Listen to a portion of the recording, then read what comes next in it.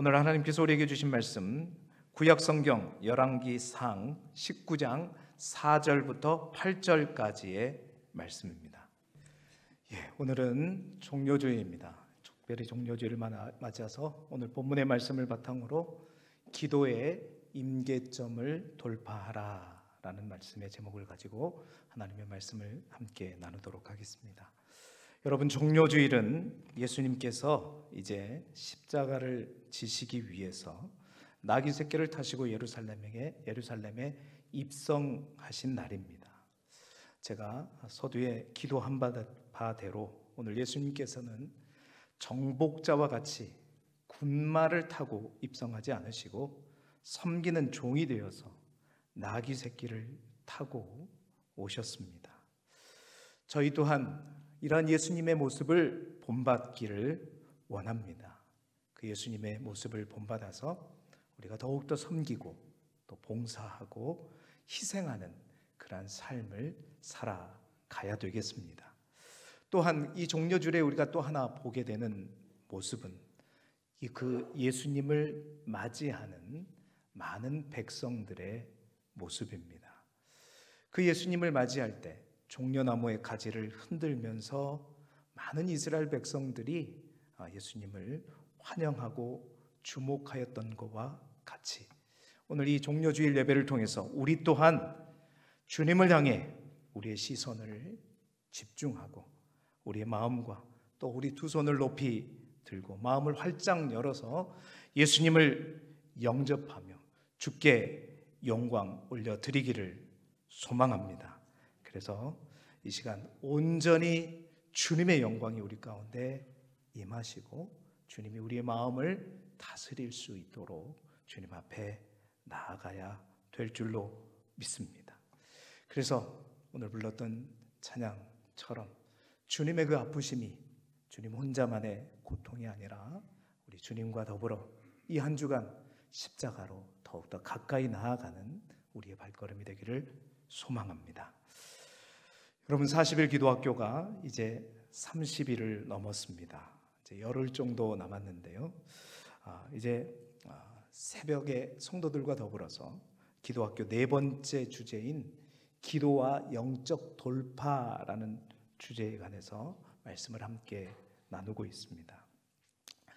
우리가 기도의 원리가 기도가 무엇인가, 기도를 왜 해야 되는가, 기도가 왜 필요한가, 기도의 원리를 알고 또한 기도는 우리가 그 원리를 알므로 끝나는 것이 아니라 반드시 응답이 있다는 사실, 그래서 그 응답을 향해 나아가야 하고 또 우리가 그 응답을 향해 더 기도해야 된다는 사실을 알았고, 그 응답은 하나님께서 이미 우리에게 믿음을 주실 때 기도가 하나님의 일이기에 우리는 그 믿음을 가지고 또 여러 가지 기도의 방법을 통해서 응답을 향해 나아가게 되죠. 그런데 여러분, 그렇게 하나님께서 우리에게 믿음을 주셔서 기도한다고 할지라도, 하나님이 우리에게 이미 계획하시고 그 응답을 준비해 놓으셨을지라도 기도의 그 현장에 가게 되면, 기도의 그 자리에 가게 되면 우리가 기도한 즉시 모든 응답이 우리에게 오는 것이 아니더라는 것입니다. 항상 기도의 자리에는 뭔가 모르게 하나님이 이미 약속하셨음에도 불구하고 우리의 간절한 기도를 방해하는 여러 가지 진영들이 있고 장애물들이, 세력들이 있더라는 것이죠. 그것이 육적인 우리의 본능일 수도 있고 또 시대적인 저항일 수도 있고 또 영적인 저항일 수도 있습니다. 그리고 그러한 본능에 충실한 우리의 몸의 연약함도 그 장애물이 될 수가 있고요. 또한 기도할 수 없는 많은 환경들도 그러할 수 있고요. 게다가 여러분, 정말 우리가 하나님 앞에 간절히 기도함으로 하나님 앞에 나아가는 것을 정말 눈뜨고 보지 못하는 세력이 있습니다. 그것은 다름 아니라 어둠의 세력이요, 사단이죠. 그 사단이 반드시 존재하기 때문에 이미 우리에게 주신 믿음을 가지고 기도의 자리에 나아갈지라도 반드시 그 기도의 자리에는 여러 가지 진영과 장애물들이 있다. 그 장애물을 만났을 때 우리는 믿음으로 기도를 시작했지만 그 장애물 앞에 대부분 뭐 하냐면 내가 잘못했구나, 내가 연약해서 내 기도가 응답받지 못하는구나 하고 기도를 멈추고 쉬어야 되는 것이 아니라 당연히 그러한 어떤 진영들, 장애물들을 만났을 때 우리가 어떻게 해야 된다? 그것을 회피하고 주저앉고 도망가고 돌아가는 것이 아니라 반드시 그 진영은 뭐 해야 된다고요? 돌파해야 될 줄로 믿습니다. 돌파해야 된다는 거죠. 반드시 돌파해야 된다는 겁니다. 그 기도와 그래서 영적인 돌파는 바로 그 내용을 담고 있는 것인데요. 그 기도와 영적 돌파의 오늘 세 번째 내용입니다. 여러분, 그 돌파할 때 우리가 반드시 알아야 될 놀라운 사실, 여러분 오늘 말씀의 제목이 뭐였죠? 기도의 임계점을 돌파하라. 여러분, 아주 정말 처음 이 말씀을, 이 제목을 들었을 때 제가 깜짝 놀랐었어요. 여러분, 제가 기도학교를 처음 접했을 때요, 사실은 백용욱 목사님이 그 기도학교를 진행할 때 쓰는 단어들이 저한테는 딱 맞았어요. 여러분, 저도 사실은 이제 신앙적인 용어가 아닌 용어들을 이제 여러분에게 쉽게 설명하기 위해서 많이 가져오는 용어들이 저에게도 있습니다. 여러분 잘 아시듯이 우리 교인들만 많이 알겠죠. 저는 뭐 영적 배터리를 충전해라. 뭐 배터리가 뭔 신앙적인 용어입니까? 그런데 영적인 배터리, 우리가 배터리, 스마트폰 배터리를 잘 알기 때문에 그러한 용어들을 제가 썼잖아요. 뿐만 아니라 방전, 충전, 여러분 이거는 신앙적인 용어가 아니라 제가 전공한 전기에서 있는 용어입니다. 방전되고 충전되고 영적인 방전과 충전, 또한 영적인 전원이 공급돼야 된다. 그리고 여러분이 잘 아시는 부등호까지. 여러분, 부등호가 신앙의 용어입니까? 산수, 수학의 용어잖아요. 그러한 제가 우리 백용욱 목사님의 설교를 듣고 기도학교를 참여하면서 목사님도 아주 그러한 어떤 신선한 단어들, 그리고 우리가 쏙 이해가 가는 단어들을 많이 하시더라고요. 일단 기도를 학교에 비유하는 것부터 그랬고요. 성경에 단 한 번밖에 나오지 않는 이 돌파라고 하는 단어를 살려내서 이 돌파가 얼마나 중요한지를 말해 주셨을 때 깜짝 놀랐습니다. 뿐만이 아니었습니다. 오늘 우리가 만나게 되는 임계점이라는 단어, 여러분 임계점이 뭔지 아세요? 빨리 모른다고 하세요? 임계점이라고 하는 단어가 있습니다. 여러분, 임계점이라는 단어를 분명히 아셔야 오늘 말씀은 우리에게 분명히 이해가 되는 것이죠. 여러분, 임계점 또한 신앙과 관련된 용어가 아닙니다. 우리가 이제 뭐 과학이나 물리를 화학을 배우신 분들은 잘 알겠지만 임계점이라는 것은 어떤 물질이 화학적으로 물리적으로 성질이 바뀔 때, 바로 그때의 어떤 온도나 압력들, 바로 그러한 지점, 그러한 어떤 수위를 가리켜 임계점이라고 그러죠. 쉽게 설명하면 그렇습니다. 여러분, 물은요, 여기 물로 있잖아요. 이 물이 액체로 있습니다. 마시기도 하죠. 그런데 이 물을 열을 가합니다. 그럼 어떻게 해요? 뜨거워지죠. 근데 이 열을 뜨거워진다고 해서 이 물이 어떻게 사라져요? 그렇지 않습니다. 그런데 90도가 넘고 91도, 92도, 97도, 98도, 99도, 100도가 되는 순간 어떤 일이 일어나요? 성질이 변해요. 이 액체가 뭘로요? 수증기로 바뀝니다. 그때부터는 물리적으로 화학적으로 성질이 완전히 바뀌게 됩니다. 그러면서 물이 어떻게 해요? 수증기가 돼서 날아가 버리죠. 그 100도가 뭐냐면 바로 임계점입니다. 그러니까 물은 90도에서 수증기로 바뀌지 않아요. 99도에서 바뀌지 않습니다. 몇 도까지 가야 돼요? 어떻게 해서든 몇 도까지? 100도까지 가야 돼요. 바로 이 100도가 임계점이다. 물을 수증기로 바꾸는 바로 그 점이라는 거죠. 여러분, 철도 마찬가지입니다. 철은요 1538도에서 녹고 1862도에서 끓습니다. 아무 때나 끓고 녹는 게 아니에요. 분명한 어떤 지점이 있더라는 거예요. 변화되는 지점이 있다는, 질적인 변화가 일어나는 그 포인트, 지점이 있다. 그 지점이 바로 뭐냐? 임계점이에요. 자, 이것을 어떻게 우리 기도 생활과 영적인 생활에 적용했느냐? 여러분, 기도 생활도 마찬가지다는 겁니다. 우리가 하나님 앞에 간절히 기도합니다. 하나님, 이렇게 되기를 원합니다. 하나님께서 그 믿음을 주셨습니다. 자, 우리의 기도와 응답 사이, 그러니까 기도는 우리가 간절히 원하고 바라고 기도하는 거잖아요. 그런데 그것이 하나님께서 허락하셔서 응답으로, 현실로 바꿔지는 지점까지 우리가 기도하자마자 그렇게 현실이 확 바뀌는 게 아니라 그건 임계점이 낮은 거예요. 그러나 대부분 기도의 모든 여정 속에서 보면 우리의 기도가 올라가고 올라가고 올라가고 올라가서 물이 마치 맷도에 끓는 것처럼, 백도에 끓는 것처럼 영적인 기도의 응답도 그렇다는 거예요. 하나님께서 그 임계점을 허락하시고 두셔서 그 임계점에 이르기까지 우리가 쌓고 기도하고 기도할 때, 바로 그 임계점에 이르게 될 때에 놀라운 우리의 기도가 뭘로? 응답으로 바뀌어지더라. 할렐루야. 여러분, 우리가 그 임계점을 못 넘기 때문에 나는 기도에도 응답을 받지 못하고 내 기도는 하나님께서 왜 이렇게 안 들어주신지. 여러분, 그 임계점이 1년이 될 수도 있고요, 2년이 될 수도 있고요. 조지 뮬러 같은 경우는 그 기도 응답이 50년 만에 응답된 기도도 있었죠. 50년까지 하나님께서 그 임계점을 다 두셨다라는 사실입니다. 여러분, 그래서 그 임계점에 다다르게 될 때 영적인 역사가 일어나는 것이죠. 이 말은 무슨 말이냐? 우리가 기도할 때 우리의 기도가 절대로 임계점에 도달할 때까지 기도하고 기도해야 된다는 거예요. 우리의 소망은 그 임계점이 물이 그냥 불 조금만 켜서 그냥 10도에 끓으면 좋겠지만 그건 내 생각이고 우리의 생각이고, 하나님은 그 적정한 임계점을 두셨다. 왜 임계점을 두셨는가는 오늘 제 설교의 내용 속에서 또 나누기로 하고요.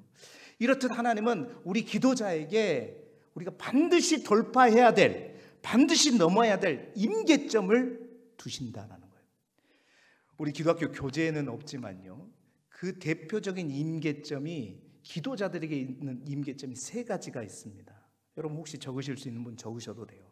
그 첫 번째 임계점은 기도와 기도 응답 사이에 기도자들이 반드시 돌파해야 될 첫 번째 임계점이 뭐냐면 생각의 임계점이라는 거예요. 여러분 보세요. 하나님의 역사와 하나님의 기적이 일어날 때, 물론 그렇습니다. 상식선에서만 되어지는 것은 그것은 하나님의 기적이라고 말하지 않습니다. 우리가 그 하나님의 역사, 기적과 같은 역사, 우리의 상식을 벗어난 놀라운 일들이 일어나는 모든 역사는 우리의 이성을 넘어설 때만 일어나는 겁니다. 여러분, 논리적이고 상식적이고 원리적인 그 한계에 갇혀서는 절대 여러분 우리가 소위 말하는 하나님의 놀라운 신비한 응답이나 그런 결과들, 응답들을 받을 수가 없어요. 기도자들이 반드시 넘어야 될 여러분 임계점 중에 하나는 이 생각과 이성의 임계점입니다. 기도하면서 날마다 그 이성에 사로잡혀 있는 사람들은요, 그 단계를 넘어가지를 못해요. 그래서 기도가 오래되지 못합니다. 기도가 깊어지지 못해요. 반드시 기도자가 넘어야 될 그 첫 번째 임계점이 우리의 이성, 지각의 임계점을 뛰어넘어야 돼요. 여러분 자주 말씀드리지만, 기도학교 하는 분들에게 자주 말씀드리지만, 사도 바울이 2차 전도 여행 시에 그는 그렇죠, 드로아에서 계획을 했습니다. 하나님, 제가 1차 전도 여행 때 저 아시아 쪽에 복음을 많이 전해놨잖아요. 이제 그 복음이 잘 자라고 있는지, 뿌리를 내리고 있는지, 당연히 우리 이성적으로, 우리의 생각으로는 어떻게 해요? 거기를 가야죠. 거기를 가야 되는데 하나님께서 아시아로 가려고 해도 모든 게 다 막혀지고, 또 그럼 그 옆에 있는 비두니아로 가려고 했더니 그 비두니아 길도 다 막히는 거예요. 그러자 바울이 어떻게 했어요? 드로아에서 어떻게? 간절히 하나님 앞에 기도하더라. 그 기도하는데 그가 밤새껏 기도를 했다는 거죠. 그렇게 기도하고 기도하자 드디어 기도하는 가운데 어떤 일이 일어나냐면요, 사도행전 16장 9절 말씀입니다. 함께 읽어볼게요. 시작. 밤에 환상이 바울에게 보이니 마게도냐 사람 하나가 서서 그에게 청하여 이르되 마게도냐로 건너와서 우리를 도우라 하거늘. 자기 이성에 사로잡히면 뭐가 들리지 않아요? 환상은 들리지 않습니다. 그러니까 신비한 어떤 하나님의 경험, 영적인 경험들은 우리의 지각을 뛰어넘어 그 임계점을 뛰어넘을 때, 그러니까 바울은 뭐 했냐면 자기 이성적으로는 이게 맞고 반드시 아시아로 가야 돼요. 그런데 그 밤에 간절한 마음을 가지고 하나님 어떻게 해야 됩니까 하고 기도하였더니 그 기도가 그 임계점, 나의 생각, 지각의, 이성의, 논리의 임계점을 뛰어넘자마자 뭐가? 환상이 들리기 시작한 거였습니다. 마게도냐 사람이 환상 가운데 나와서 어디게요? 마게도냐로 오란 말씀이 들리게 되었고, 그렇게 막혔던 그 길 가운데 하나님이 열어주신 새로운 길이 열리더라라는 겁니다. 여러분, 우리 가운데 나도 방언도 해보고 싶고 나도 다른 사람들처럼 영적인 신비한 체험도 해보고 싶다라는 많은 성도들이 있어요. 그런데 대부분의 모든 성도들이 그것들을 체험하지 못하고 그러한 성도들 앞에서 항상 기도는 유창하게 하지만 항상 가면 어떻게 해요? 영적으로 주눅이 들어요. 왜 그런지 아세요? 내가 그 생각과 이성의 임계점을 기도할 때 뛰어넘지 못하기 때문입니다. 우리는 기도할 때 계속해서 우리 이성을 붙들고 우리 이성으로 생각하며 논리적으로 기도하려고 하고, 여러분 그것들, 그 기도가 헛되다는 건 아니에요. 그러나 그 이성과 지각을 뛰어넘을 때 너는 내게 부르짖으라, 내가 내게 응답하겠고 내가 알지 못하는 크고 은밀한 일을 내게 보이리라. 그 은밀한 일, 신비한 하나님의 역사는요, 우리의 지각을, 그 임계점을 뛰어넘어야 되는 거예요. 잘하고 계셔요, 여러분. 정말 열심히 기도하고 계셔요. 그런데 영으로 기도하기 위해서는 반드시 우리의 지각의 임계점을 뛰어넘자. 그래서 더 큰 하나님의 역사와 우리도 환상도 보고 성령도 체험하고 막 방언도 샬라샬라하고 막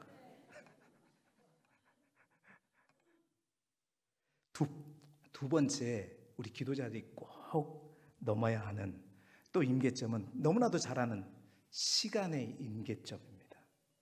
여러분, 기도자들이 반드시 넘어야 될 임계점이 시간의 임계점이에요. 하나님은 그 시간을, 하나님의 때를 딱 맞춰주고 계신다는 거예요.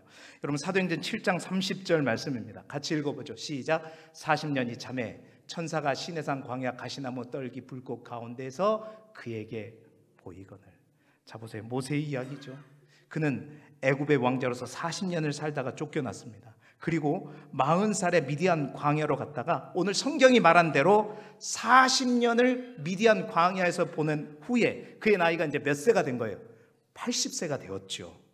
모세가 생각하기로 80세니까 이제 나는 초라한 노인이 되었구나. 나는 아무것도 할 수 없구나. 내 청춘은 이렇게 미디안 광야에서 다 사라지는 거구나. 여러분, 이게 바로 모세가 아는 40년이었습니다. 그런데 오늘 성경은 다시 한번 띄워주세요. 뭐라 그랬어요? 40년이 찼다라고 되어 있어요. 이 찼단 말은 누군가가, 모세가 그냥 버려진 시간이요, 죽은 시간이라고 생각하는 이 40년의 시간 하나하나를 누군가가 뭐하고 있다? 채워가고 계셨다라는 사실입니다. 여러분, 그 누군가가 누구일까요? 맞습니다. 우리 하나님은 모세가 정말 나는 이제 못 쓰게 되었다, 40년 동안 이 광야에서 아무것도 못하고 나는 이제 이대로 내 인생은 끝나는가 보다 하고 40년의 시간, 허탕한 시간으로 생각하고 있는 그 시간을 우리 하나님은 하나도 땅에 떨어뜨리지 아니하시고 그 시간을 모으시고 모든 사람이 아멘 할 때까지 모으시고, 그래서 하나님의 그 임계점에까지 찰 때까지, 그 40년이라고 하는 임계점이 찰 때까지 하나님은 계속해서 채워가고 계셨다라는 사실입니다. 여러분, 우리가 어떻습니까? 38년에 지나온 내가 이렇게 기도했는데 1년을 기도하고 20년을 기도하고 30년을 기도했는데 아니요. 40년도 될 수 있고 50년도 될 수 있습니다. 하나님은 하나님의 가장 정확한 시간과 타이밍에 맞춰서 시간의 임계점을 준비해 두시고 여러분의 모든 그 시간을 죽은 시간으로 만들지 않습니다. 다 채우십니다. 꾹꾹 눌러서 다 채우셔요. 그러니 여러분 끝까지 기도하시기 바랍니다. 제가 항상 그렇잖아요. 하나님의 응답의 땅은요, 저 바닷가에 많은 돌을 붓고 언제까지 부어야 돼요? 그 물 위로 땅이 드러날 때까지. 드러나지 않는 이상은 처음과 지금이 다 똑같아 보입니다. 그러나 우리의 모든 기도의 시간은 반드시 쌓여갑니다. 하나님의 응답의 땅은 저 수면 안에 그 모든 것이 기도로 채워져야 될 때 온전히 드러나는 땅이다.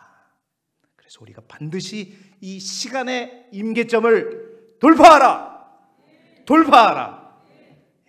꼭 시간에 승리하시기 바랍니다. 세 번째 임계점은 뭔지 아세요? 믿음의 임계점입니다. 창세기 18장 14절 말씀 같이 읽어볼까요? 시작. 여호와께서 능하지 못한 일이 있겠느냐? 기한이 이를 때 내가 내게로 돌아오리니 사라에게 아들이 있으리라. 여러분 잘 아시는 아브라함과 사라의 이야기입니다. 아브라함을 우리가 뭐라 그래요? 믿음의 조상이라고 그러죠. 여러분 믿음의 조상 정도 된다 그러면 그렇죠. 아브라함과 사라의 나이가 많이 됐다는 거 우리가 잘 압니다. 그렇죠? 이제 그 아브라함을 바라보면 사라가 월경도 끝났고 나이도 많고 이제 아이를 갖는 것 자체가 불가능해요. 그런데 그것보다 더 먼저는 뭐가 있었어요? 하나님의 약속이 있었잖아요. 그러니까 적어도 우리 같으면 약속이 있더라도 약속 잊어먹지 했지만 믿음의 조상이면 어떻게 해야 돼요? 그 약속 믿고 끝까지 채웠어야죠. 그런데 그 믿음의 조상인 아브라함도 믿음의 한계가 있더라 없더라? 있더라는 겁니다. 여러분 우리에게 중요한 얘기예요. 아브라함도 그 믿음의 한계가 있더라라는 것입니다.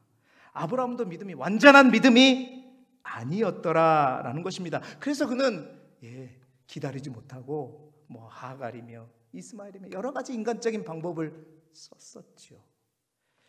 그런데 그 아브라함을 향해 뭐라고 말했어요?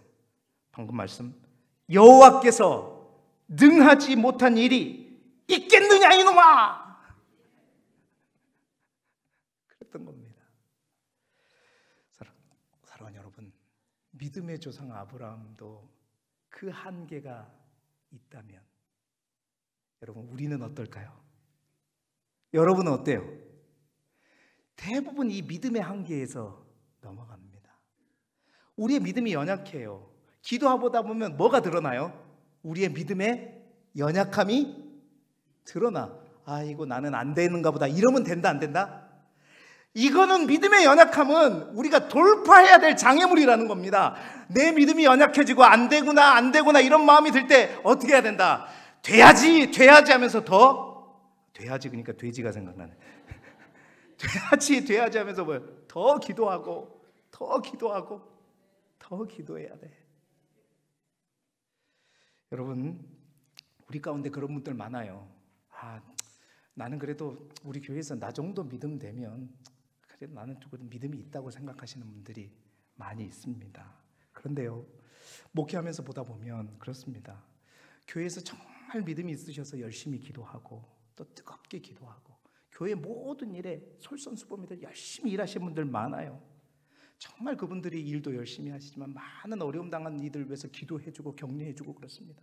그런데 그들에게도 어느 날 갑자기 당신이 암입니다. 암 3기입니다. 이런 여러분 진단이 딱 나오게 되면 어떻게 돼요? 그분들 또한 무너지죠. 그런 분들을 많이 보게 됩니다.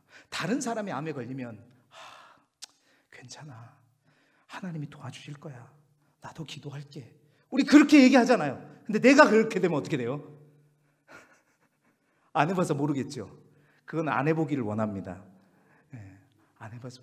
근데 그렇게 되면요, 덜컹해요. 나에게 그게 적용이 안 됩니다. 어때요?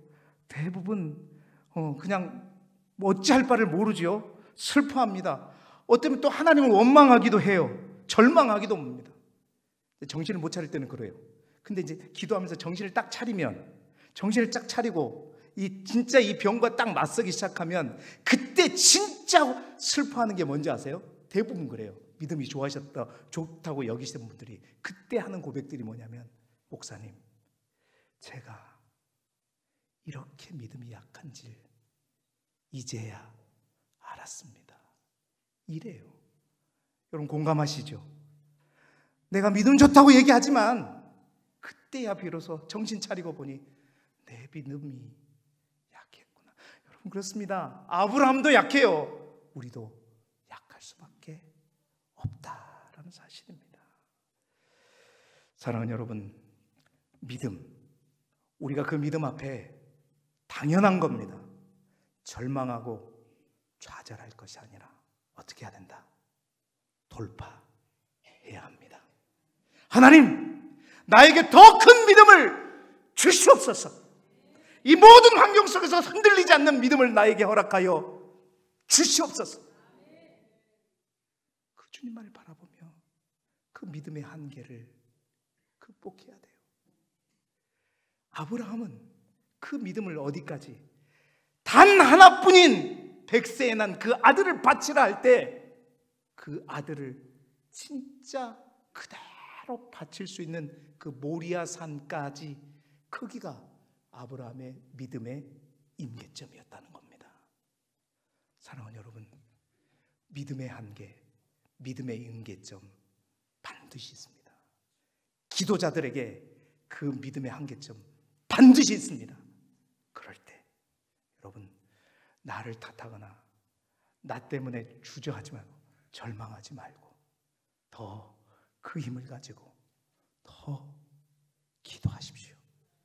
그래서 그 기도의 모든 임계점, 우리의 생각의 임계점 뿐만 아니라 시간의 임계점 뿐만 아니라 우리의 또한 믿음의 임계점들을 돌파하셔서 정말로 우리의 기도가 현실이 되고 우리의 기도가 응답이 되고 하나님의 놀라운 응답들을 체험할 수 있는 저와 여러분이 되기를 소망합니다.